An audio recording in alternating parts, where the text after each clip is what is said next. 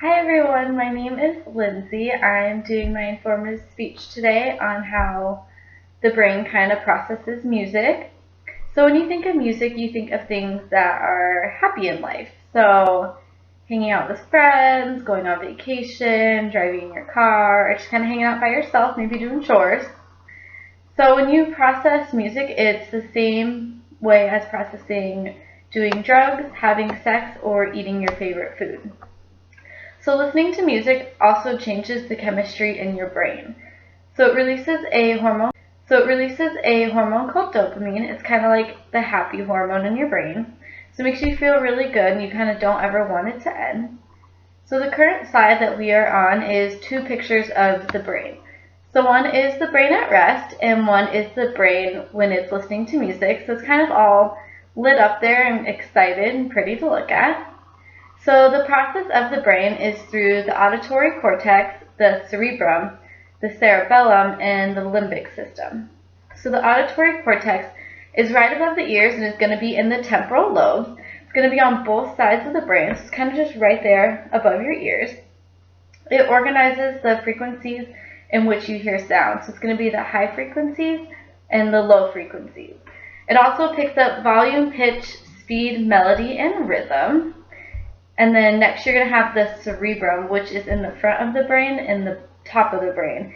It also has the frontal gyrus.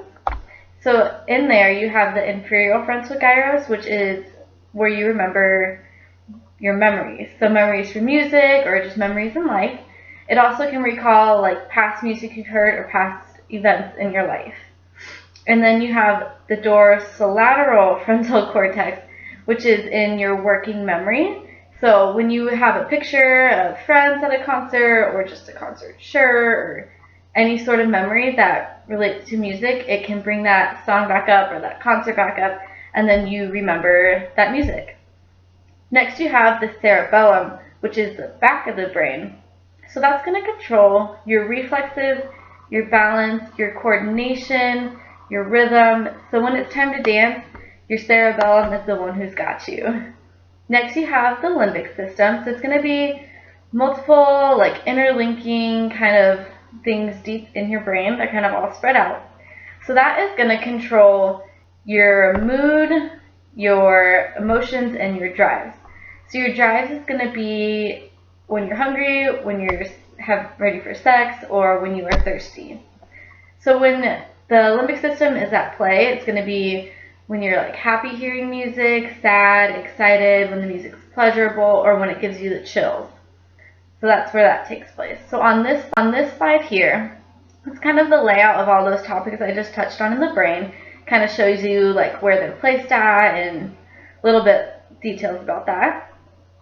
So way music helps us like in our daily life that we don't really think about is when we are in pain.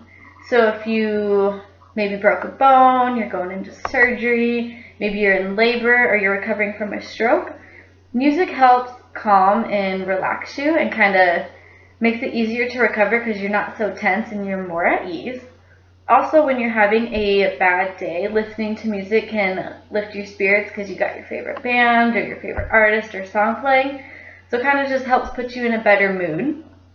Also, listening to music before or during a task helps improve the results of that task because you're just more at ease and ready to go. So 50% of people don't experience chills when listening to really good music that sounds awesome to you. So I'm going to read you a quote that kind of better explains that. So music stimulates an ancient reward pathway in the brain, encouraging dopamine to flood the striatum. So the striatum is part of the brain, of the forebrain, activated by addiction, reward, and motivation.